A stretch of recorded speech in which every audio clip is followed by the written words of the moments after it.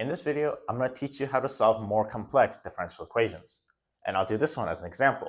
We're going to begin by rewriting any y primes as dy dx. And this is, you'll see, is very important later. Okay, so now we have dy dx equals x squared y. There are two rules that you should follow when solving differential equations like this. Number one is you should get all y's on one side and all x's on the other side. And you should keep dy's and dx's on the numerator at all times. So, keeping those rules in mind, how should we proceed? Well, we see we have a dx in the denominator, and we can't have that. So, we're going to multiply both sides by dx. Okay, now, dy's and dx's are both in the numerator, which satisfies the second rule. But we still haven't isolated our y's. So, we're going to go ahead and divide both sides by y. And now, our y's are on the left and all our x's are on the right. But now we get to a point where algebra is no longer sufficient to solve the problem. We have to integrate the equation on both sides. This process from the start point all the way to our integration point is called the separation of variables, where we're separating and isolating the variables in preparation for integration. When we perform this integration, we get the ln of y plus c equals 1/3 x cubed plus its own c. And you'll remember from the last video, I said we're going to subtract this c1 to here, and then we're going to reduce this expression to a single c, because we have to assume that c2 minus c1 is non-zero. So now we've reduced to ln of y equals 1/3 x cubed plus c. What we're going to do now is we're going to take both sides to base e. And so by doing this, we're canceling this e with the ln. This just leaves y, which is what we want. And then on the right side, we have e to the 1/3 x cubed plus c. And, this is an acceptable answer, but we can simplify this more. We can separate the exponents by using the exponent property that y equals, we have e to the 1/3 x cubed times e to the c. What is e to a constant?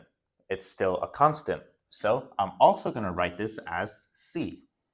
Rearranging, we get y equals c e to the x cubed over 3.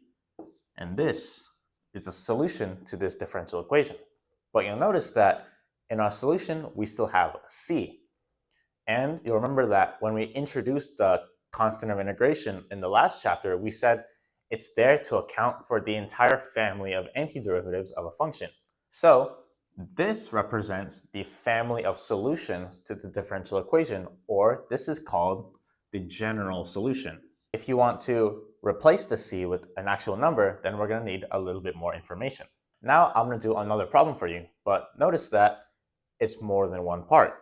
It says, find y given that y times y prime equals x plus 3. So the first step in solving any differential equation is writing y primes as dy dx. And now, look, we have a dx in the denominator, which we can't have. So I'm going to multiply by dx on both sides. And now we've separated our variables and we've ensured that dy's and dx's are in the numerators. So we've correctly performed separation of variables. And now we can integrate both sides of the equation.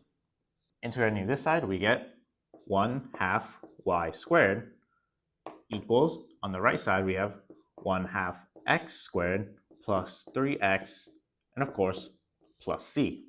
And now we just have to algebraically solve for y. So what I'm going to do is I'm going to multiply by 2 on both sides. And notice that this c stayed a c, because 2 times a constant is just still a constant. And now I'm going to take the square root of both sides. And this is our solution. And don't forget the plus minus. And you'll notice that the solution we found is a general solution. In the next part, we're going to solve for c using some additional information. Now for part B, we're given the exact same problem, except now we have this little bit over here. So I'm going to bring down our work from part A, so we have the general solution written. And so remember how I said you can't find a number for c unless you have some additional information? Well, this is the information that we need. You'll notice that in this expression we have three unknowns, y, x, and c. And this information gives us two of the three unknowns, so we can solve for the last one. This is called an initial condition. Okay, now what this tells us is when x is 1, y is 3. So we're going to apply that in our solution, like so. And now all that's left is just algebraically solve for c. I'm going to square both sides, and I'm going to simplify the right side, and then subtract 7 on both sides to get that c equals 2. And so I'm going to bring this all the way back up here and substitute for our c. This is our solution to part B. And notice that instead of just c, we have an actual number here. When this happens, when we've solved for c in the final expression, this is called a particular solution. And it's called a particular solution because depending on which particular initial condition that we get, this constant changes. So if we had f of 1 equals 4, c would be different. If we had f of 2 equals 4, the c would be different.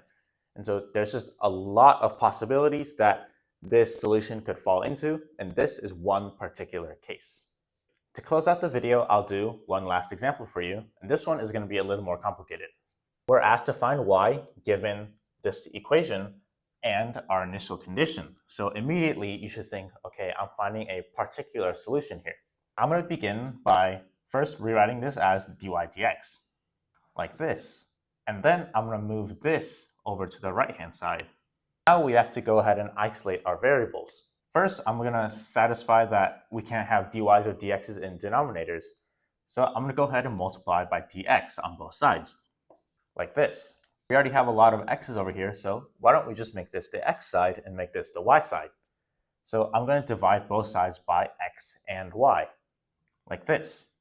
Our variables are separated and our dx's and dy's are in the numerator, so we're ready to integrate. Evaluating this side, we have, this is ln of y. But the left side is a little more tricky. Let's first notice the fact that we can rewrite the integrand into like this. And now if we let u equal ln of x, then finding du dx, we have 1 over x. And multiplying by dx, we have du is 1 over x dx. And look, we have 1 over x dx. So we can turn this integral into the integral of u du, which, just using the power rule, is 1/2 u squared plus c, which is, since u equals ln x, 1/2 ln of x squared plus c, like so. And now I'm going to take both sides to base e. And again, what this does is we cancel the e and the ln to leave y equals e to all of this, ln of x squared divided by 2 plus c, which of course we can then simplify to, which, as you'll remember, we can say this is just c, leading to our final answer of y equals c e to the ln of x squared over 2. This is our general solution, but now we have to apply our initial condition. Here is our general solution. So now we're going to apply our initial condition, which says that y equals 7 when x equals 1, like so. And now we can just solve for c. So we have ln of 1 here. Well, ln of 1 is 0. So this is 0. And 0 squared is 0, and 0 over 2 is 0. So this is just 7 equals c times e to the 0. And e to the 0 is 1, so we can get rid of this too, which gives 7 equals c. So our particular and final solution is y equals 7e to the ln x squared over 2. And that's our answer.